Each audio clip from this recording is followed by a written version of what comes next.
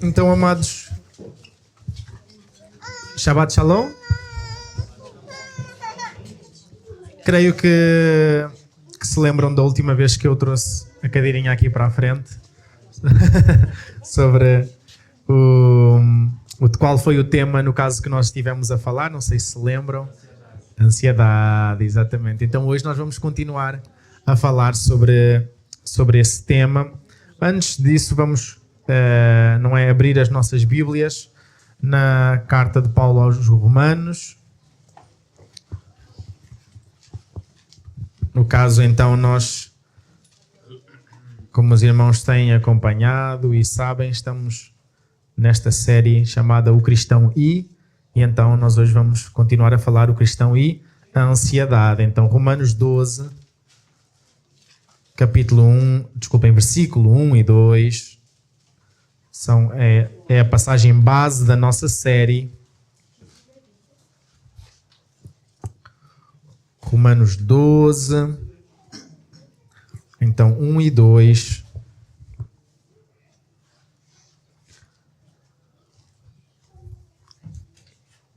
Nós vamos, no caso, ler esta passagem. Também estará a ser projetada. E depois, então, nós iremos ao Senhor em oração. E aí todos nos poderemos sentar, então. Mas vamos, então, ler esta passagem. Romanos 12, 1 e 2. Nos diz assim a palavra do Senhor e podemos todos ler juntos. Portanto, irmãos, exorto-vos pelas compaixões de Deus que apresenteis o vosso corpo como sacrifício vivo, santo e agradável a Deus, que é o vosso culto racional. E não vos amoldeis ao esquema deste mundo, mas sede transformados pela renovação da vossa mente, para que experimenteis qual seja a boa, agradável e perfeita vontade de Deus. Vamos então mais uma vez ao Senhor em oração. Pai de amor, de infinita bondade, misericórdia, graça e favor, nós estamos aqui diante de Ti, diante da Tua palavra, expectantes de Te ouvir falar, expectantes de que a Tua palavra seja utilizada pelo Teu Santo Espírito, como a Tua palavra nos ensina, como ela própria nos ensina, de que é uma espada de 2 gumes bem afiada, Senhor Deus, conseguindo penetrar bem fundo no nosso ser, capaz de dividir juntas e medulas, Senhor Deus. Nós pedimos, ó Deus bendito, que Tu venhas falar com cada um de nós. Pedimos, Senhor, que Tu tragas ânimo a quem precisa de ser animado, conforto a quem precisa de ser confortado, Senhor Deus. Cura a quem precisa de ser curado. Tragas salvação para aqueles que ainda não Te conheçam como o Seu único, suficiente, total, perfeito e completo Salvador. E que Tu venhas então, Deus bendito, transformar o nosso viver, que nós não saiamos daqui os mesmos que entramos, mas que sejamos, ó Deus, edificados, transformados de glória em glória, como a Tua palavra nos ensina, para a honra e glória do Teu santo nome. Ajuda-nos a fazer jus ao que aqui diz nesta palavra e que não nos deixes, ó Deus, nós nos amoldarmos ao esquema deste mundo, mas sermos renovados pelo nosso entendimento, Senhor, pela Tua palavra que nos transforma, que nos edifica e que nos ensina. A este peço, ó Deus, encarecidamente, pedindo também pelo culto que te estamos a prestar aqui esta manhã, que de facto Tu recebas e suba diante da Tua presença como um cheiro suave e que traga agrado ao Teu coração, Senhor. Que Tu tenhas, ó Deus, a vontade de passear aqui no nosso meio, que a Tua presença seja sentida neste lugar e que isso nos traga, Senhor Deus, constrangimento, mudança de vida, Senhor Deus, nos traga ânsia por mais de Ti e ânsia por vivermos vidas santas, Senhor Deus, vidas entregues, dedicadas a Ti, Senhor. É isto que nós Te pedimos, é isto que nós Te agradecemos, orando no santo nome de Jesus, dizendo amém. Amém. Então podem se sentar, podemos nos sentar e então, no caso, eu vou continuar a falar sobre a temática da ansiedade. Então, exatamente esta passagem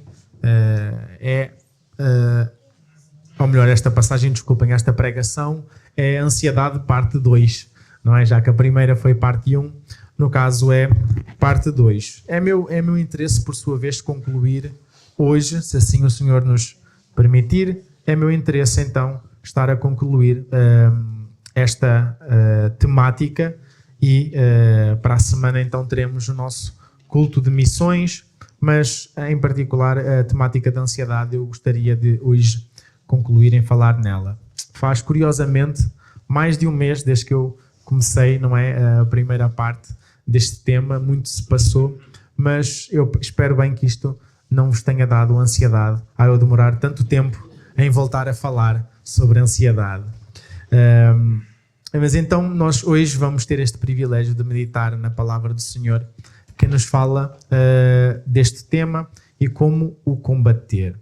Então, como nós falámos na última vez, eu creio que lembrarão que no fundo existem habitualmente dois principais motivos para as pessoas na contemporaneidade aqui no Ocidente padecerem e experimentarem de sintomas de ansiedade. Não sei se vocês se lembram.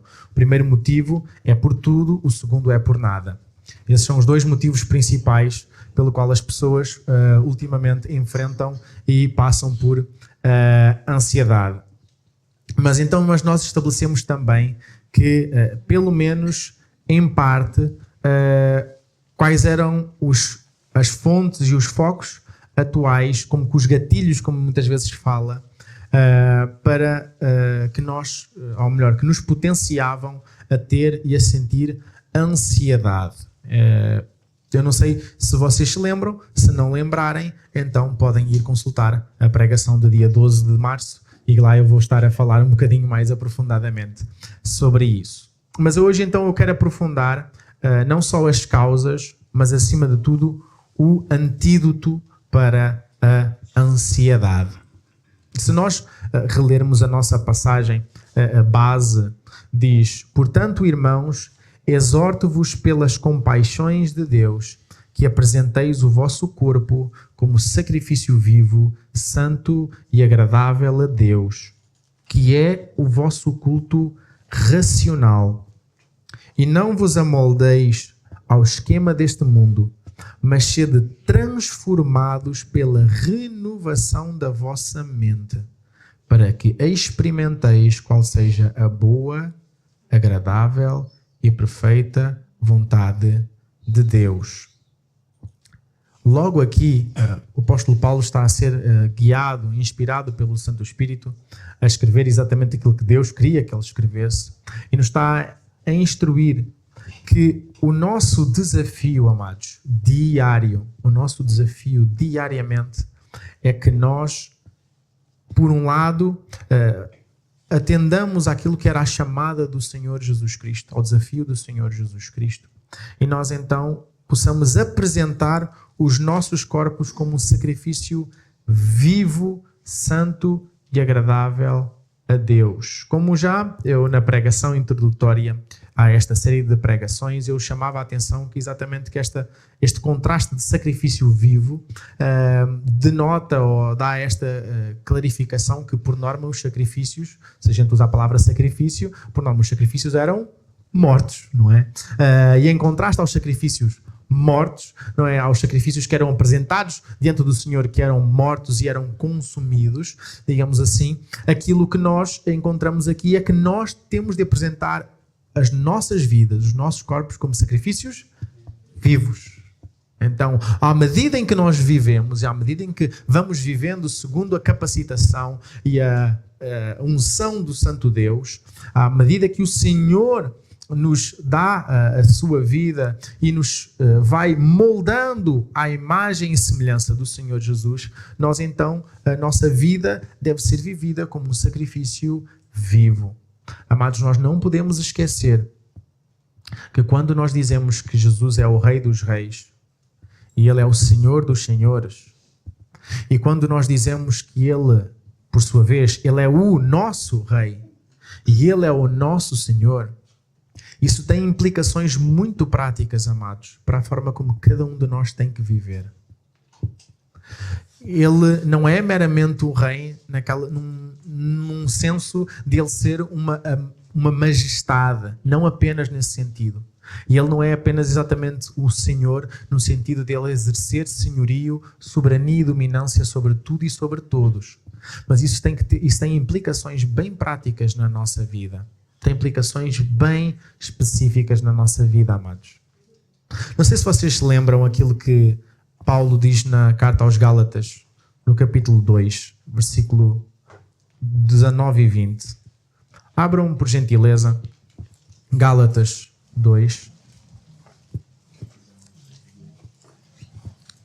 Gálatas capítulo 2, carta de Paulo aos Gálatas capítulo 2.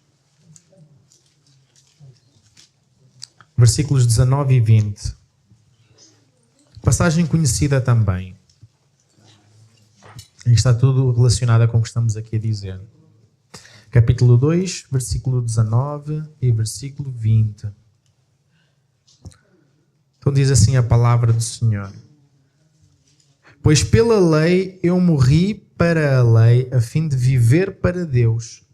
Já estou crucificado com Cristo. Portanto, não sou mais eu quem vive, mas é Cristo quem vive em mim. E essa vida que vivo agora no corpo, vivo pela fé no Filho de Deus que me amou e se entregou por mim. Então é com frequência que a gente diz esse tipo de frases, esse tipo de chavões, ou melhor, usamos esta passagem para usar como uma frase, um chavão, que já não sou eu mais quem vivo, mas é Cristo quem vive em mim. Mas depois ele diz também, não é? Ele disse algo muito interessante, que é a vida que eu agora vivo, eu vivo com um novo propósito. Eu vivo com uma nova direção. Eu vivo com um novo sentido. Eu não vivo mais, digamos assim, à toa, ou nem vivo mais seguindo os meus próprios desejos. Eu vivo pela fé no Filho de Deus que me amou e se entregou por mim. Então, quando nós dizemos que de facto Jesus é o Rei dos Reis e é o Senhor dos Senhores, isto tem tudo a ver que todos os aspectos da nossa vida têm que ser vividos em submissão a Ele. Porque Ele é que é o nosso Rei e Ele é que é o nosso Senhor.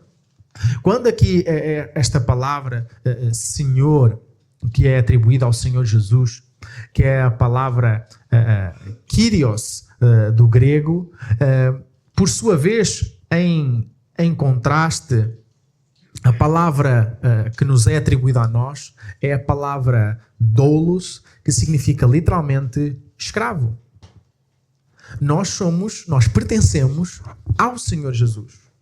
Nós somos do Senhor Jesus. Nós estamos ligados por meio da cruz ao Senhor Jesus, não é?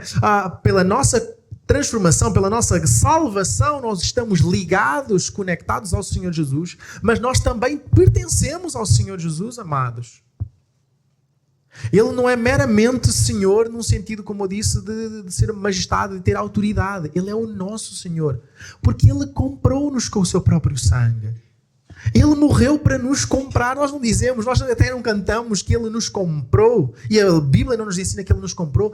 Então Ele comprou-nos com o seu próprio sangue e por isso nós agora somos dele. Então não há forma de nós dizermos que somos cristãos, mas que somos cristãos à nossa maneira. Ninguém pode dizer que é cristão à sua própria maneira, amados. Ninguém pode dizer que passa a expressão, um religioso, ou que tem fé, ou que ama a Jesus, mas que ama Jesus à sua própria maneira. Ninguém pode dizer exatamente que tem fé em Deus, mas tem fé em Deus à sua maneira. Nós, infelizmente, temos particularizado muito esta questão da fé, nós, por influência da nossa própria cultura, nós individualizamos demasiado a ideia da fé, a ideia mesmo de cristianismo e tudo mais, e damos excessiva ênfase ao facto de que, de facto, a salvação é individual.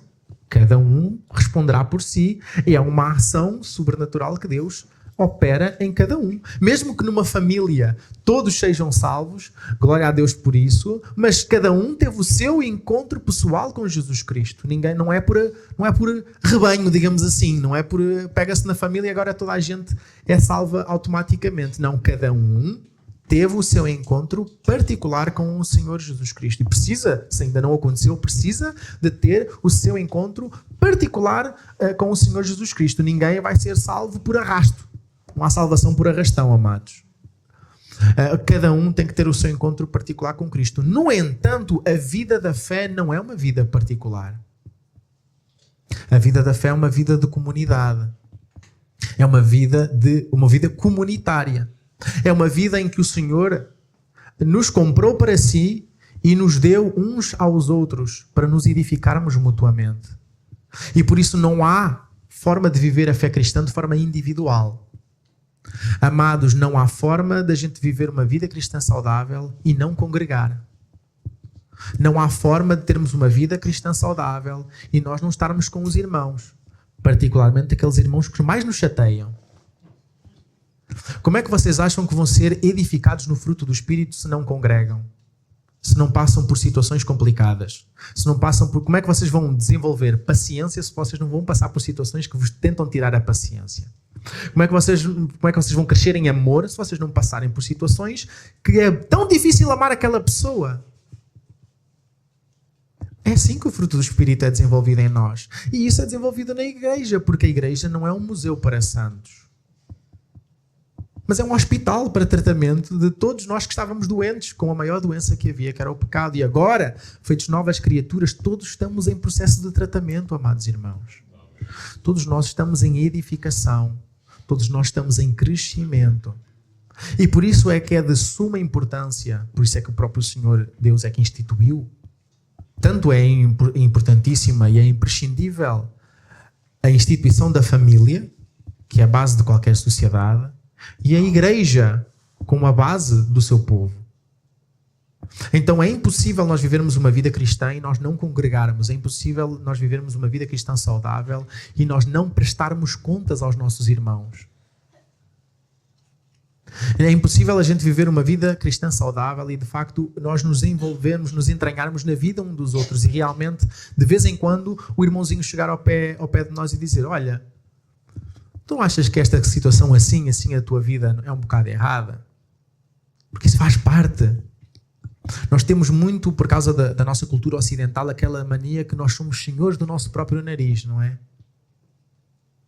Começa aquilo a desenvolver-se bastante na adolescência, e depois nós ficamos aquela coisa, quando eu tiver 18 anos, eu sou senhor da minha vida, eu faço o que eu quiser. Se tu és convertido, longe disso. Quem é o Senhor da tua vida é o Senhor Jesus. Então é o Senhor Jesus que diz como é que tu te portas. É o Senhor Jesus que diz como é que tu vives. É o Senhor Jesus que controla e manda em todos os aspectos da tua vida. E quando nós falhamos e somos rebeldes, nós sofremos. Nós sofremos e não só isso. Mas nós sofremos e fazemos sofrer. A começar pelos mais próximos de nós, na nossa própria casa e por extensão ao corpo. Há uma expressão... é uma música popular de um artista antigo português. A vida dele era péssima e ele era como se fosse o Freddie Mercury português. E ele canta uma música que diz o seguinte: não teologizem demasiado a música, mas ele diz assim: quando a cabeça não tem juízo, o corpo é que paga. Isto é um facto. Claro que, como eu disse, não teologizem demasiado, porque senão a gente vai muito teologicamente, então a cabeça é Jesus, então agora vamos... Jesus não tem juízo. Não é isso que eu estou a dizer. Quando nós não temos juízo na nossa forma de nos comportarmos, nós fazemos sofrer o corpo. Amados irmãos, qualquer escândalo que nós provoquemos não é um escândalo meramente que vai cair sobre nós. É um escândalo que nós vamos trazer ao corpo do Senhor Jesus Cristo. Porque é que o mundo cada vez mais fala dos evangélicos como uma cambada de hipócritas? Porque infelizmente o que nós temos visto é que se a gente abrir todos os dias as redes sociais ou os jornais, quase todos os dias a gente vai encontrar notícias de escândalos no meio de pessoas que dizem que o seu Senhor é o Senhor Jesus Cristo. Mas a forma depois de viver não é submissa ao senhorio do Senhor Jesus Cristo. Mas como eu estava a dizer, o Senhor Jesus ele controla. Ele já é dono de todos os aspectos da nossa vida, amados irmãos. Não é meramente o que a gente faz aqui dentro destas 4 paredes, queridos. Não pode ser. Não pode ser. Aqui nós temos exatamente, como estávamos a ler em Romanos 12, esta ênfase que nós apresentemos o nosso corpo como sacrifício vivo e acrescentamos 2 palavras muito interessantes. Santo e agradável a Deus. Santo, expressão de escola bíblica dominical, como vocês sabem, é separado. Então o Senhor separou-nos desta amálgama de pecadores. Ele foi lá com a sua pinça, digamos assim, nos separou para si. Então nós não podemos viver esta vida tal como qualquer outra pessoa que não conhece o Senhor. Nós não podemos viver esta vida como se o sacrifício de Jesus Cristo não tivesse feito uma mudança radical no nosso viver. Nós não podemos viver esta vida como se meramente o cristianismo fosse uma coisa que a gente faz às quartas-feiras e aos domingos e não digo palavrões e não me embriago ou algo assim do género. Amados irmãos, a vida cristã não é moralismo. Tem moral, mas não é moralismo. Ninguém é salvo por ser muito moralista. Ninguém é salvo por meter os pinguinhos nos is e os tracinhos nos t's todos. Mas como prova e evidência da nossa salvação, a nossa vida não pode mais ser a mesma. Porque nós agora somos santos e, por sua vez, não é agradáveis a Deus. Com o nosso caminhar, com tudo o que nós somos, com tudo o que nós fazemos, nós temos de trazer agrado ao coração do Senhor Deus. Exatamente, é o nosso culto racional, o nosso culto autêntico, o nosso culto consciente. E por isso é que depois, como antídoto para que nós não caiamos no primeiro erro, no versículo 2 ele diz: e não vos amoldeis ao esquema deste mundo, mas sede transformados pela renovação da vossa mente, para que experimenteis qual seja a boa, agradável e perfeita vontade de Deus. A única forma com a qual nós vamos conseguir experimentar a boa, perfeita e agradável e perfeita vontade de Deus será ao renovar a mente. Como é que a nossa mente vai ser renovada? Através da nossa vida devocional, amados. Queridos, ninguém consegue ter uma vida saudável cristã se não cuida da sua vida devocional. Nós somos conhecidos, ou éramos historicamente conhecidos por sermos o povo da palavra. Nós éramos criticados pelos católicos porque supostamente quase que idolatrávamos a Bíblia. Mas agora o povo que supostamente é o povo da palavra não pega na palavra durante a semana. Amados irmãos, ninguém vai viver. Sobreviver vai. Viver não vai viver uma vida cristã saudável, com vitória contra o pecado, com amadurecimento, se não trata da sua própria vida devocional.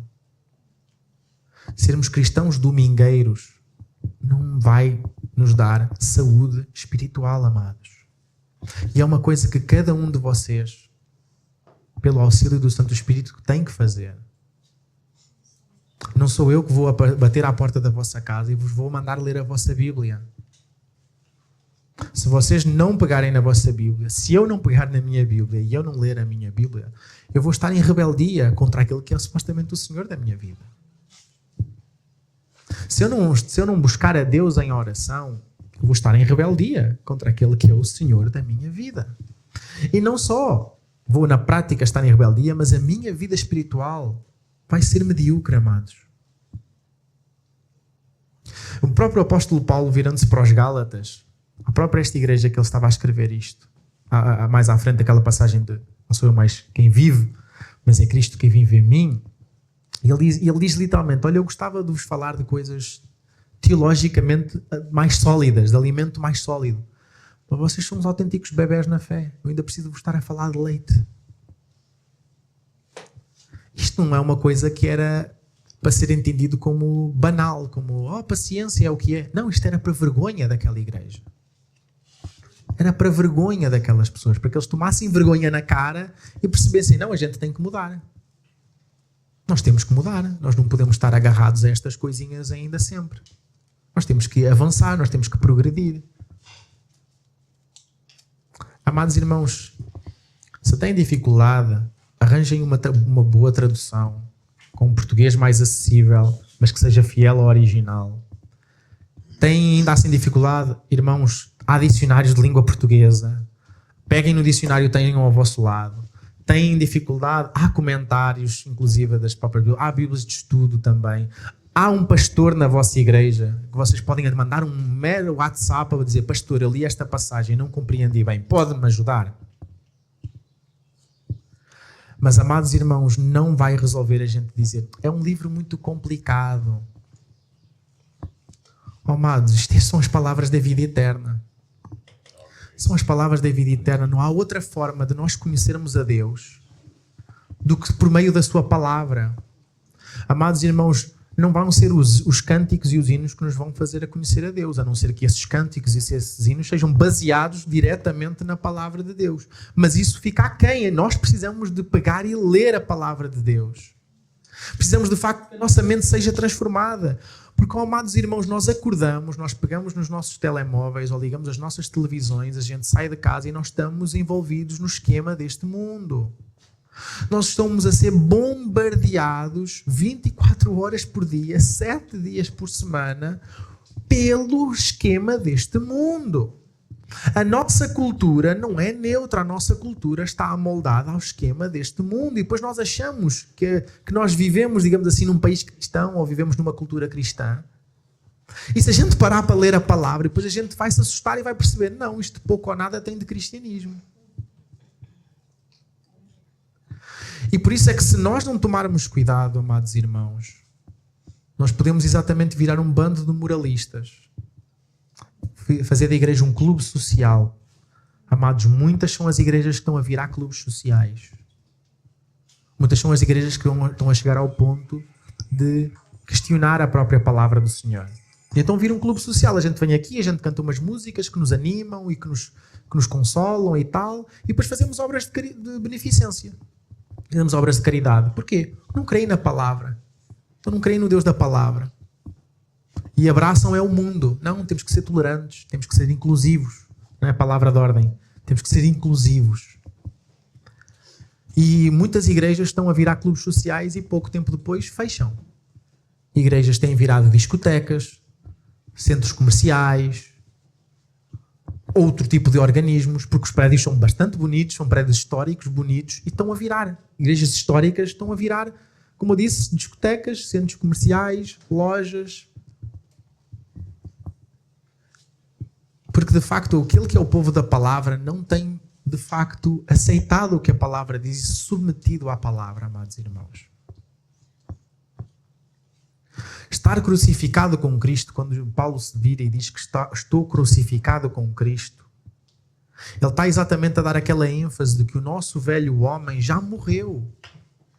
O nosso velho homem já morreu com as suas paixões.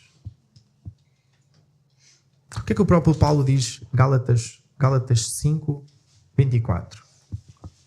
Abram aí. Façam um bocadinho de ginástica dos dedos. Gálatas 5, 24, que nos diz: os que são de Cristo Jesus crucificaram a carne juntamente com as suas paixões e desejos. Então nós devemos viver, nós temos de viver, nós já crucificamos a nossa carne com Cristo Jesus. Então eu não vou pelo que eu quero, pelo que eu gosto ou pelo que eu sinto, mas eu vou por aquilo que Deus me manda a fazer. Amados irmãos, Lutero dizia: uma doutrina que não é bíblica deve ser condenada, mesmo que faça chover milagres todos os dias. Uma doutrina que não é bíblica deve ser condenada, mesmo que faça chover milagres todos os dias. Queridos e amados irmãos, se nós formos percorrer o mundo e formos ver outras religiões e tipos de fé, nós vamos ver coisas extraordinárias. Se for preciso, vocês vão ver pessoas a levitar. Mas isso nada quer dizer que é bíblico. Nada quer dizer que é da parte de Deus. Não é porque acontece um milagre que quer dizer que aquilo é abençoado por Deus. A palavra nos alerta que o Satanás é possível até se transfigurar num anjo de luz. E depois nós, influência da nossa cultura, influência do mundo, somos bastante pragmáticos, que é, se dá resultado, é bom. Não têm sido muito essas discussões na nossa igreja, nas nossas igrejas, melhor dizendo. Então dá resultado? Como é que tu podes dizer que aquela pessoa é um falso profeta? Se está a dar resultado e se a igreja está cheia de gente e supostamente pessoas estão-se a converter. Como é que tu podes dizer que essa pessoa é um falso profeta? Porque nós deixamos nos influenciar mais pela nossa cultura do que nos deixamos influenciar pela palavra de Deus. Então está a dar resultado? Não está a dar resultado. A igreja não está cheia, já não mudaram agora a segunda vez para um prédio maior e tudo mais, não estão inclusive a matar a fome aos pobrezinhos, a distribuir cestas básicas. Como é que tu podes questionar o ministério desta ou daquela determinada pessoa? Amados, eu posso na autoridade da palavra. Eu posso naquilo que a palavra me diz. E a palavra diz exatamente que pelos frutos a gente vai conhecer. E o próprio Senhor Jesus, em Mateus 7, na mesma palavra que fala pelos frutos os conhecereis, diz que nem todo o que diz Senhor, Senhor, ou seja, alguém que enfaticamente está a dizer que Jesus é Senhor, vai herdar o reino dos céus. Mas sim aquele que faz a vontade do seu Pai que está nos céus.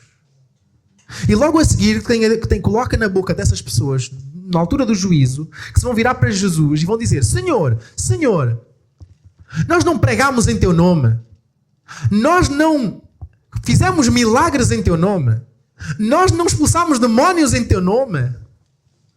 E Jesus vai dizer: afastem-se de mim, vocês que praticam a maldade.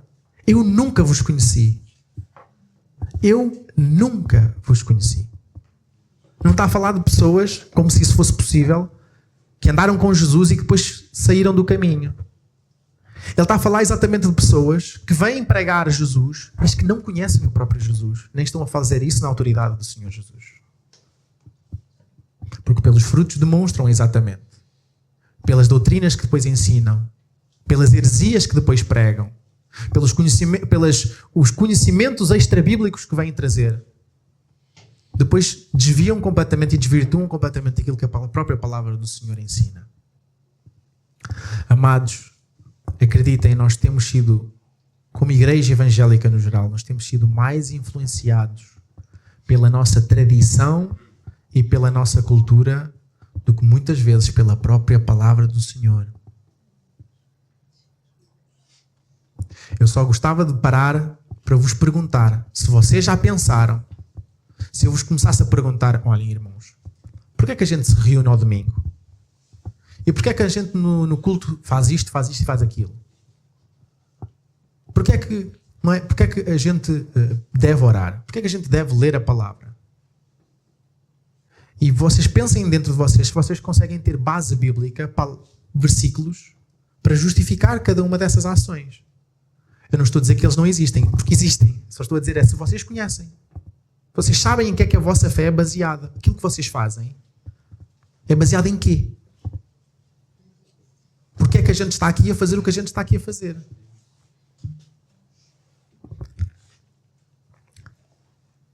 Em Marcos 8, 34. Evangelho segundo Marcos, capítulo 8, versículo 34. Nos diz assim a palavra do Senhor. E chamando a multidão com os discípulos, disse-lhes: se alguém quer vir após mim, negue a si mesmo, toma a sua cruz e siga-me. Qual é a primeira coisa que Jesus diz? Negue-se a si mesmo. O que é que mais os evangélicos querem fazer senão a sua agenda pessoal? Então, eu gosto, eu sinto, eu quero, eu tenho que ser assim. Eu já decidi, eu já tomei, não é isto que eu creio, eu quero, tem que ser assim. O próprio Jesus está a dizer: se alguém quer vir com ele, ponto número 1, eu não quero saber dos teus sonhos, dos teus projetos e dos teus planos. Acho que não choquei ninguém. Porque Deus vai fazer com que a sua vontade seja feita na nossa vida. E o que é que a sua vontade é? Ela é boa, ela é agradável, ela é perfeita. E mais do que nós termos sonhos, Ele vai realizar a sua vontade na nossa vida. E isso vai ser incrivelmente superior a qualquer sonho que nós tivéssemos e pudéssemos realizar. Mas a primeira questão é, tenho de diariamente lutar para negar o meu ego. O meu eu que é egoísta, que tem a sua agenda própria. E eu gosto das coisas à minha maneira. Amados irmãos, eu tenho a certeza, se nós fôssemos formatar esta igreja ao desejo de cada um de vocês, isto seria completamente diferente. Completamente diferente. Olha, se fôssemos fazer a igreja aos meus moldes também, seria completamente diferente. Passa a expressão, não é? Mas o que está em causa não é o que eu quero. É o que Deus quer. O que está em causa não é o que eu gosto. É o que é conforme a palavra de Deus. Então eu é que me tenho que formatar e adaptar à palavra de Deus. Eu é que tenho que formatar a minha vida, eu é que tenho que formatar a minha forma de pensar, a minha forma de falar à palavra de Deus. À palavra de Deus. Então eu nego-me a mim mesmo. Como prova de eu me negar a mim mesmo, eu carrego a minha cruz. E lembrando o que dissemos em Gálatas, nós já crucificámos a nossa carne e as suas paixões e desejos. Então diariamente eu carrego a minha cruz lembrando, eu já morri para este mundo. Agora eu tenho que viver uma vida para Deus. Se eu estudo para a glória de Deus. Se eu trabalho para a glória de Deus. Se eu faço um investimento para a glória de Deus. Se eu me vou deitar, eu vou me deitar e vou dormir para a glória de Deus. Se eu vou comer, eu vou sentar, eu vou comer, eu vou beber para a glória de Deus. Essa é a forma como nós temos que formatar a nossa vida e não é aos nossos belos prazeres.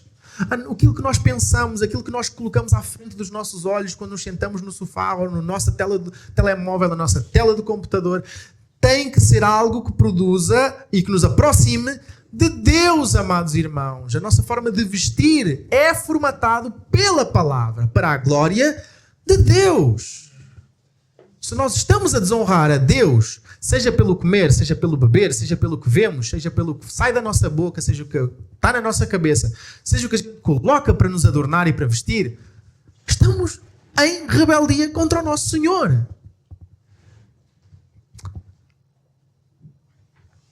Não sou mais eu quem vive, não é? Diz Paulo, mas é Cristo quem vive em mim. Isso nos leva a relembrar que a vida que nós agora vivemos nos moldes, temos de viver nos moldes de Cristo. Será que é assim tão difícil nós entendermos isso? É preciso fazer um desenho, digamos assim. Estamos todos no mesmo barco, amados. Quando eu estou a falar isto, é exatamente para que todos nós, como se diz muitas vezes cá em Portugal, temos todos que acordar para a vida, amados irmãos. Temos que acordar para a vida. A certeza que temos é que exatamente Jesus está a voltar. Mas como de ontem falávamos na classe de novos membros, não é meramente que Jesus está a voltar no sentido da sua segunda vinda. É que independentemente ele pode voltar para ti hoje. No sentido que tu não sabes se hoje chegas ao final do dia. Tu não sabes se hoje chegas ao final do dia. E depois vais comparecer diante daquele tribunal. Ou vais ouvir, bem está, servo bom e fiel. Foste fiel num pouco, vou-te colocar sobre o monte. Muito, desculpem. Ou então vais se calhar ouvir, eu tive fome, não me deste de comer. Tive sede, não me deste de beber. Estava nu, não me vestiste. Estava doente, não me foste visitar. Estava preso, também não me foste ver. Mas como? Quando? E é muito interessante o que ele diz aí nessa passagem de Mateus 25. Porque deixaste de fazer isso a cada um dos meus, até mais pequeninos, irmãos. Irmãos. Tudo o que nós fazemos pelos nossos irmãos na fé é como se estivéssemos a fazer ao próprio Cristo. Tudo o que deixamos de fazer de bem aos nossos irmãos na fé é como se nós estivéssemos a negar fazer isso ao próprio Cristo. E isto em nada deve produzir pessoas encostadas ou acomodadas nas igrejas. Porque exatamente o juízo também vem sobre essas pessoas que se queiram encostar ou acomodar. O próprio apóstolo Paulo disse, quem quiser comer, trabalhe. Quem não trabalhar, não coma. Simples assim. Engraçado. Não é bem isso que muitos vieses políticos nos ensinam neste mundo. Mas bem, Nós somos chamados a negar a nós mesmos, a carregar a nossa cruz. Como eu disse, prova da crucificação da nossa carne e a seguir Jesus. Mas nós queremos nos ficar pelo seguir Jesus muitas vezes. A gente fica-se pelo parte do seguir Jesus. Agora a parte do negar a mim mesmo, tomar a minha cruz, isso é mais difícil, isso já custa mais. Não, eu sigo Jesus. Mas Jesus disse, quem quiser vir após mim, quem quiser vir comigo, vir ter comigo e vir comigo, é o pacote completo. Tenho que me negar a mim mesmo. Tenho que tomar a minha cruz. E tenho que seguir Jesus. E seguir Jesus está exatamente relacionado com a gente obedecer ao que Jesus nos ensinou. Obedecer ao que o Senhor nos ensinou. Lembram-se aquela circunstância em que Jesus está numa casa. Chegam os seus irmãos e as suas irmãs e a sua mãe do lado de fora da sua porta. Ou do lado de fora da porta de onde ele estava. Que os irmãos todos sabem, e não é choque para ninguém, que Maria e José tiveram mais filhos, não é? Inclusive Tiago, que depois seria bispo de Jerusalém, era irmão de Jesus, porque o primeiro Tiago apóstolo, foi decapitado, foi logo um dos primeiros mártires, ele foi decapitado. Então o Tiago, depois que aparece mais tarde, é irmão de Jesus, como o Judas, que escreve a carta de Judas, é um irmão de Jesus. Mas como estava a dizer, chegam as suas irmãs, os seus irmãos fora da porta, e a multidão, enquanto ele está ali a pregar, a multidão, olha, estão ali os teus familiares ali fora. É engraçado e na semana passada na Assembleia da Convenção tivemos a receber, no caso, um pastor brasileiro, um jovem pastor brasileiro também, que pelo visto está a ser muito usado pelo Senhor Deus lá, mesmo no Ministério da Pregação, e de facto foi um tempo abençoado. Cada pregação dele foi um tempo bastante abençoado.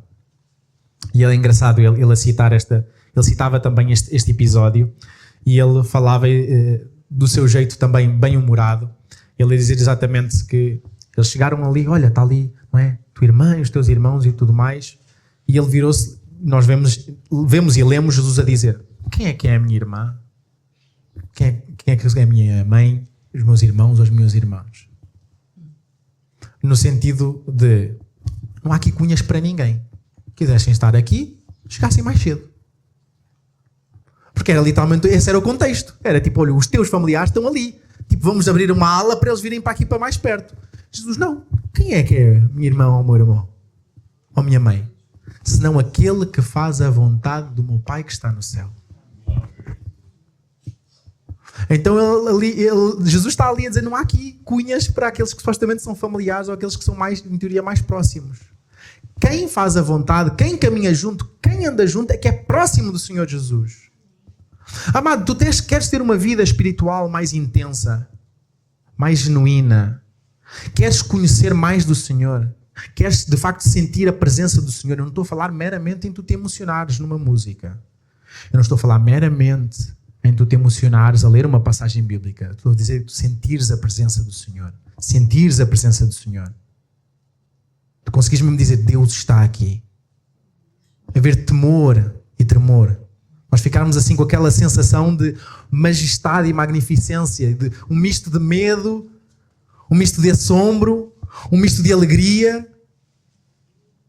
Lembra-se a passagem de Isaías 6, quando Isaías vê a visão do Senhor sentado no seu sublime trono, qual é que é a reação dele? Ai de mim.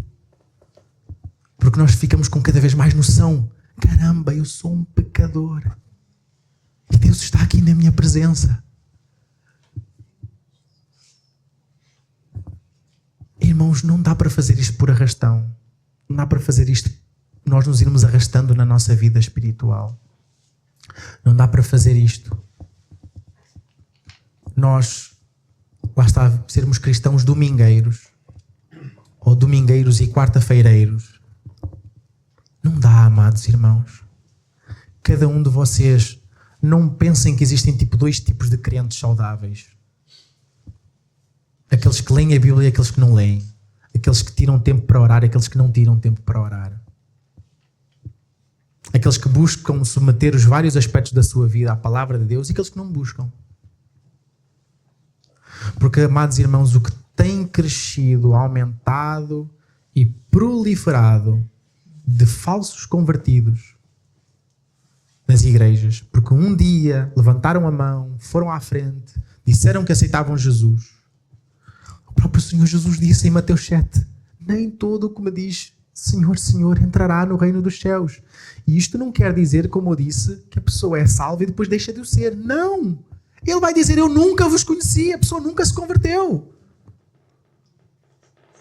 Eu ainda ontem contava exatamente na classe de novos membros, eu dou graças a Deus, na sua infinita misericórdia. Ele foi extremamente paciente comigo e eu vivi 18 anos dentro da igreja sem me converter. Eu participei, amados, de muitas cantatas, de muitas peças de teatro. Eu levantei muitas vezes a mão, eu fui à frente, eu repeti a oraçãozinha, eu fui a retiros, eu fui a acampamentos e tudo mais. E a minha vida não mudou. A minha vida só mudou quando eu entendi o Evangelho do Senhor Jesus Cristo. Em que eu sou um miserável pecador. Aquilo e a única coisa que eu mereço é condenação no inferno. Que eu, tanto por natureza como por vontade, eu sou pecador. O meu desejo natural é pecar. Todas as áreas da minha vida estão afetadas e corrompidas pelo pecado. E Deus não tinha qualquer tipo de responsabilidade ou de obrigação em me salvar. Ponto número 1. Mas Deus, que é infinito em misericórdia, pelo grande amor com que nos amou, Ele enviou o seu próprio Filho, que voluntariamente vem ao mundo, se torna também um ser humano como qualquer um de nós, à exceção do pecado. Ele viveu uma vida inteira sem pecar. Ele pregou o seu Evangelho e Ele foi à cruz por amor dos seus. E Ele naquela cruz, Ele derramou a sua vida e Ele naquela cruz levou o pecado de todos nós sobre as suas costas. E por isso é que Ele na cruz disse que está consumado. Porque tudo o que havia para pagar, Jesus já pagou. E agora o que a Bíblia me manda é eu me arrepender da minha vida de pecado. E a palavra arrependimento implica uma virada de costas. Arrepender é exatamente a ideia que a palavra que nós traduzimos por arrepender é nós vamos neste caminho, eu arrependo-me, eu viro costas a este caminho e eu vou na direção oposta. Amados, muitos de nós querem viver a vida cristã paralelo à vida que antes vivia. O próprio Senhor Jesus alerta que o caminho é largo e a porta é larga. Que conduz aonde? À perdição, ao inferno.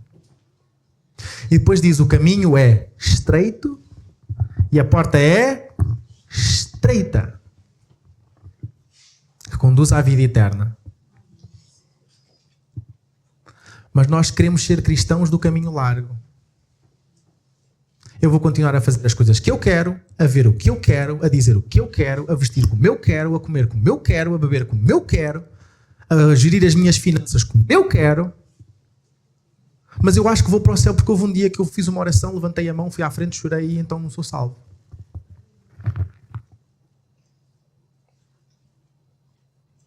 Já estão a perceber o paradoxo da situação? Por isso é que o próprio Senhor Jesus diz, nem todo o que me diz Senhor, Senhor vai herdar o reino dos céus. Porque só de facto quem se converte, não é? Quem se arrepende. Faltava falar, falei do arrependimento. E deposita toda a sua fé, toda a sua confiança, toda a sua esperança na salvação, na obra de Jesus. E de Jesus somente. Não é Jesus e os santos, não é Jesus e Maria, não é Jesus e a minha mãezinha, não é Jesus e a data do meu batismo, não é Jesus e a igreja onde eu congrego, apesar de ter que congregar, não é Jesus e mais nada, é Jesus. Não é Jesus e as minhas boas obras, é Jesus. Mas por sua vez, como nos ensina Mateus 7, pelos frutos depois conhecereis. Porque se nós somos salvos, nós temos que dar bom fruto, amados. Se nós somos convertidos, nós temos que frutificar, porque isso vai ser, inclusive, a prova visível aos olhos dos outros que uma transformação aconteceu no nosso viver. Nós não somos salvos pelas obras. Nós somos salvos para para as boas obras. Como nos ensina em Efésios 2, versículo 9 e 10. Nos diz exatamente que nós fomos feitos por Deus para as boas obras, para que andássemos, que Ele preparou para que nós andássemos nelas. Então não há como ser cristão e não dar boas obras, amados. Amados irmãos, como ainda ontem falava com um irmão no grupo dos homens, enquanto enchíamos o saco de todos os outros homens, nós tínhamos uma conversa só de dois. Eu estava-lhe a dizer, irmão, é exatamente por este tipo de coisas que nós temos porcentagens, tipo dizermos que 50% de brasileiros são evangélicos.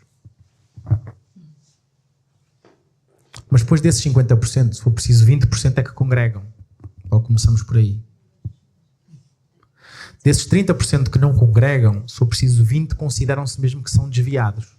Mas calma, são cristãos. Sou evangélico. Mas sou desviado. Eu não encontro essa categoria na Bíblia. Já li. De Gênesis a Mapas ainda não encontrei essa categoria de desviado. E as pessoas vivem assim. Eu vivo como um cristão desviado. Não é que um cristão não se possa desviar. Pode. Então o que é que aconteceu com Davi? O que é que aconteceu com Pedro? Pode desviar. Mas o que é que em João 10 o próprio Senhor Jesus diz sobre as suas ovelhas? Eu conheço as minhas ovelhas, as chamo pelo nome e elas me conhecem e ouvem a minha voz. E não só isso, quando Jesus está a falar da parábola das 100 ovelhas, ele diz, não é qual pastor tem a sua ovelha, não é? Tem 100 ovelhas e uma se desvia. O que é que Jesus faz? Vai atrás, pega, coloca aos ombros e traz de volta. Porquê? Porque é a ovelha. Mas ele não faz isso com os cabritos. Ele não faz isso com os cabritos. Porque é exatamente essa a linguagem bíblica que nós temos em Mateus 25. Quando diz que quando o Filho do Homem vier com os seus anjos e vai reunir as nações do mundo e vai separar à sua direita as ovelhas e ao lado esquerdo os cabritos, e é aí que começa. Vinde, benditos do meu Pai, receber por herança o reino que vos está preparado desde antes da fundação do mundo, porque eu tive fome, me deste de comer. É aí que começa exatamente essa questão. Então só há duas qualidades de seres humanos. É tipo a história daquela brincadeira do pastor Hernandes Dias Lopes com a unção. O que é isso da unção? Claro, com unção, tecnicamente, nós descrevemos aquilo que é ter a presença e o poder do Santo Espírito na nossa vida. Todos nós, na nossa conversão, fomos ungidos com o Santo Espírito. Mas aí, ainda assim, nós, na nossa caminhada, podemos ser revestidos em poder pelo Espírito Santo de Deus, receber mais da unção de Deus, no sentido exatamente de fazermos a sua obra. Mas, exatamente, uma pessoa perguntando, como já contei, uma pessoa perguntando ao pastor Hernandes Lopes, pastor, conte-nos, explique-nos isso da unção, o que é isso de unção? Às vezes a gente ouve o pastor a falar sobre unção, que é preciso os cristãos terem unção, e ele disse, minha irmã, é fácil, unção, outros não. E infelizmente isto acontece, nós temos muito disso no meio evangélico. Irmãos, eu digo com pesar, com tristeza, com temor e tremor, que a esmagadora maioria dos evangélicos não são cristãos. Somos tal e qual, estamos a virar tal e qual outra religião cristã. Eu vou porque a minha mãe já ia, o meu pai já ia, não sei o quê. Eu uma vez levantei a mão, orei, fui à frente, mas depois não há frutos, amados irmãos. Sabem que frutos é que há? É a gente ver aqueles vídeos dos traficantes antes de entrarem lá numa guerra ou num assalto, se reunirem e fazerem uma obra, fazerem uma roda de oração. Se vocês não viram, eu já vi várias vezes. Ou exatamente de entrarem numa igreja para pedirem oração porque estão em guerra e precisam que o pastor ore por eles porque estão em guerra com outra facção criminosa. Ou depois, pessoas ligadas à pornografia elegerem a Miss Bumbum evangélico. Isto é chocante? Isto é real, irmãos. Isto é real. Isto é real, irmãos. Nós lemos aquelas expressões sobre a Babilónia, digamos assim, a Babilónia que aparece no Apocalipse, e parece que o movimento evangélico, a cristandade está a virar a Babilónia. E há certos e determinados temas que não se podem pregar nas igrejas porque o pastor tem que ser inclusivo. Não pode chocar, não pode ofender, não pode julgar ninguém, não é?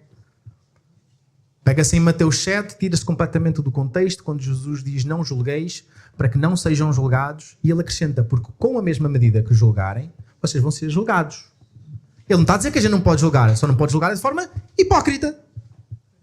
É só isso que ele está ali a dizer. E ele continua a dizer, se tu tens uma trava no teu olho, vais tentar tirar o cisco que está no olho do teu irmão? E depois ele continua, tira primeiro a trava que está no teu olho, e depois, o que é que podes fazer? Tirar o cisco do olho do teu irmão.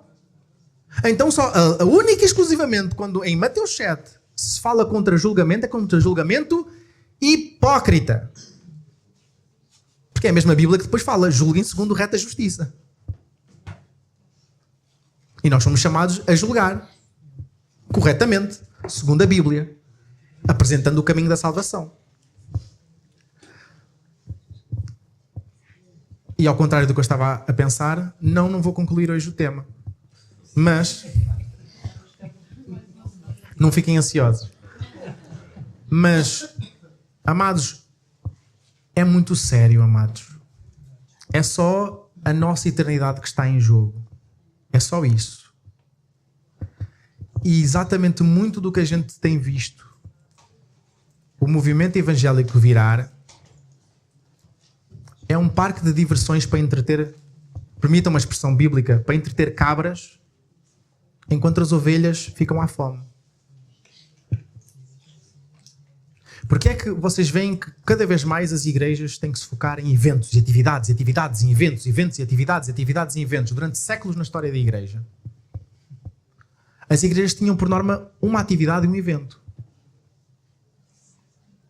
Que era reunirem-se para estudar a Bíblia, meditarem na sua palavra, e as famílias em casa, atenção, terem o seu tempo de culto doméstico. Depois tudo o resto nascia daí. Qualquer obra de beneficência que fizessem era algo que agia naturalmente. Não era um evento disto, um evento daquilo. Mas agora nós estamos focados a isso. Nós temos que ter eventos, porque senão é como se a igreja está morta se não há eventos. Mas a igreja não está morta se não houver vida espiritual. A gente pode ter a nossa semana toda cheia de eventos. Eu posso-vos indicar várias seitas que têm de segunda a domingo eventos. Posso-vos dizer até a morada. Eu pesquiso aqui rápido e já vos digo a morada. De segunda a domingo tem eventos. Mas não é a palavra de Deus que é lá pregada, meus queridos. Não é o Evangelho do Senhor Jesus Cristo que é lá pregado. Então nós podemos nos entreter uns aos outros, enchermos-nos de eventos, enchermos-nos de atividades, sermos uma igreja muito dinâmica que não conhece o Senhor da Bíblia, que não conhece o que a própria palavra diz, que não conhece o Senhor que nós dizemos que é por quem, em nome de quem nós nos estamos a reunir. E por isso, meus queridos, e é daquelas coisas, não é, que nós não podemos fazer uns pelos outros, no máximo dentro de uma própria casa nos podemos estimular uns aos outros a ler a palavra, a orar. Se nós queremos de facto ver mudança na nossa vida espiritual, se nós queremos ver mudança nas coisas em que vemos que a nossa igreja está a errar e está a pecar, se nós queremos ver mudança na nossa casa, no nosso casamento, nos nossos relacionamentos interfamiliares, se nós queremos encontrar vitória contra o pecado, amados, isto é impossível fazer sem que nós cresçamos em intimidade com o Senhor, por meio da sua palavra e por meio da oração. Nós temos que parar de ler livros e biografias sobre grandes homens de Deus, que muito oraram, que muito conheciam a palavra. E temos que passar a viver essa realidade, a sermos homens e mulheres de Deus, que conhecem a sua Bíblia, que conhecem o seu Senhor, que caminham com o seu Senhor. E que exatamente quando vierem as tempestades da nossa vida, por mais que a nossa carne nos queira fazer fraquejar, nós de facto podemos lembrar, não, mas eu conheço o Senhor, que me disse que nunca me deixará, nunca me abandonará. A vida cristã vale a pena ser vivida. A vida cristã é boa. Amados, é boa. Vale a pena. Mas é exatamente porque nós, a partir do momento em que começamos a crescer em intimidade com o Senhor, nós vamos começar a perceber que nós não precisamos dos entretenimentos deste mundo para termos a nossa vida e o nosso coração cheio de alegria e satisfação. Não vão ser as experiências deste mundo, a fama deste mundo, as riquezas deste mundo que nos vão preencher de forma alguma. Creio que era Spurgeon que dizia, era focado acima de tudo também para os pastores, mas de uma certa forma dá para abranger a todos os irmãos na fé, que ele dizia, o Senhor te chama a ser um ministro do seu Evangelho. O Senhor te chama a ser um crente fiel. Não queiras trocar essa glória por ser um rei neste mundo. Amados, nós vamos reinar com Cristo na glória. Nós vamos estar, ainda que eu confesso, não é isso que me fascina, em ruas de ouro, mais de cristal. Mas o céu não é céu se Deus não estivesse lá. Do que é que são as ruas de ouro? Do que é que são o mar de cristal? Do que é não termos mais dor, não termos mais sofrimento, não termos mais doença, se Deus não estivesse lá? Não há nada que se compara à presença do Senhor Deus. Não há nada que se compara à comunhão com o Senhor Deus. Não há nada que se compara a termos o próprio Deus, a Ele ser nosso. Nós somos dele, mas Ele também é nosso. E por isso é que Ele nos ensina quando nós vamos a Ele em oração. Pai nosso. Pai nosso que estás no céu, santificado é o teu nome. Venha a nós o teu reino, seja feita a tua vontade aqui na terra, como ela é feita no céu. O pão de cada dia, dá-nos hoje. Perdoa as nossas ofensas. Perdoa o nosso pecado assim como nós perdoamos a quem nos tem também ofendido, a quem tem pecado contra nós. E não nos deixes cair em tentação, mas livra-nos do mal. Porque teu são o reino, o poder e a glória, para todo sempre. Amém. Que o Senhor abençoe a sua palavra. Vamos terminar então com uma palavra de oração. E assim sintam-se também já parcialmente despedidos para regressarem aos vossos lares. Vamos ao Senhor então em oração.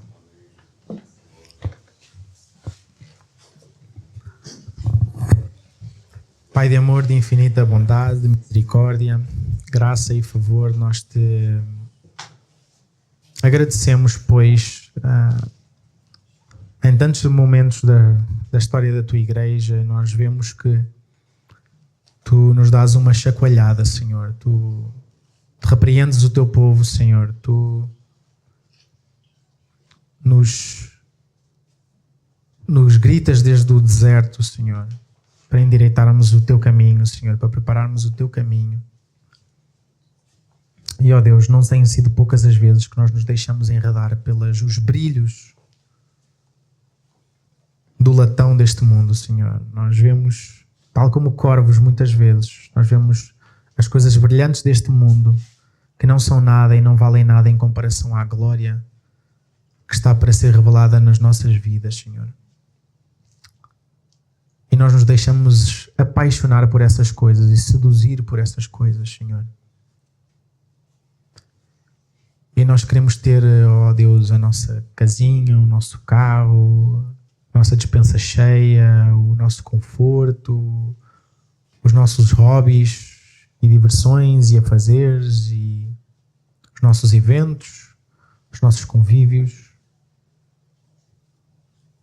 E temos deixado de parte, Senhor, as maravilhosas riquezas que há junto do Rei da Glória, Senhor.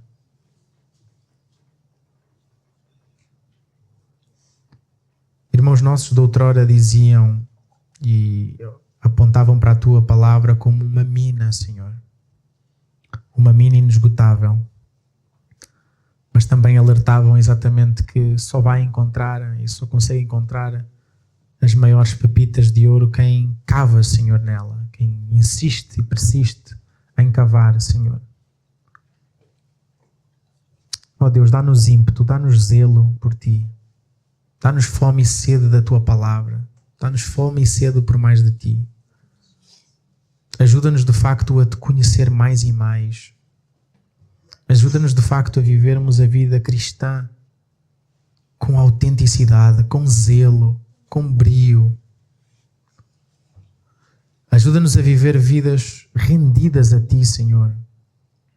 Ajuda-nos a, de facto, aceitar e viver o Teu senhorio em todas as áreas da nossa vida. Ó Deus, livra-nos de nós mesmos, livra-nos do nosso ego, Senhor. Livra-nos dos nossos desejos carnais. Livra-nos da nossa própria rebeldia, Senhor. Capacita-nos, de facto, a ter mais temor das Tuas coisas, Senhor. Ajuda-nos a ter mais temor e mais zelo pela Tua obra, Senhor. Ajuda-nos a transmitir isso aos nossos familiares, aos nossos filhos, Senhor, aos nossos pais, aos nossos colegas de trabalho. Ó Deus, ajuda-nos a não viver vidas cristãs às escondidas do mundo. Que o nosso testemunho e as nossas palavras, acima de tudo, possam testemunhar que só o Senhor Jesus Cristo é que salva, que só Ele é o Salvador do mundo. Só no Seu nome há salvação. E capacita-nos, ó Deus, a impactar Viana do Castelo, Senhor. Ó Deus, mais do que a gente dizer que Portugal é do Senhor Jesus, ó Deus, que nós vivamos vidas diariamente como se nós próprios sejamos de facto do Senhor Jesus. Ó Pai, perdoa o nosso pecado. Perdoa a nossa hipocrisia, Senhor. Perdoa a nossa falta de zelo, a nossa negligência. Perdoa o termos tantas vezes enterrado os nossos dons e talentos, Senhor, que Tu nos mandas multiplicar. Perdoa todas as vezes que nós Te roubamos, Senhor, e em vez de investirmos na Tua obra, nós preferimos gastar nos nossos belos prazeres e deleites, Senhor. E ajuda-nos de facto a ter a Tua alegria, a ter brilho nos olhos, a ter um coração aquecido pelo zelo por Ti. E que, ó Deus, nós possamos de facto viver a vida cristã e não meramente sobreviver na vida cristã, Senhor. Ó Deus, que a graça do nosso Senhor Jesus Cristo, que o Teu grande amor por nós, Deus Pai,